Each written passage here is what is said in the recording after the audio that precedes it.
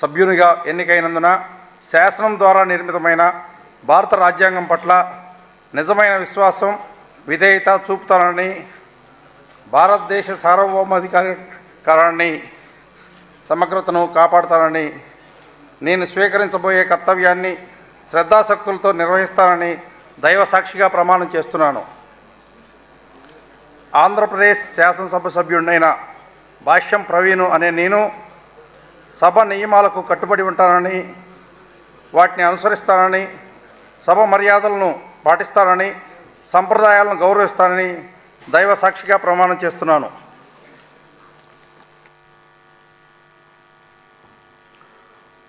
Shri Pullarao Pattipati.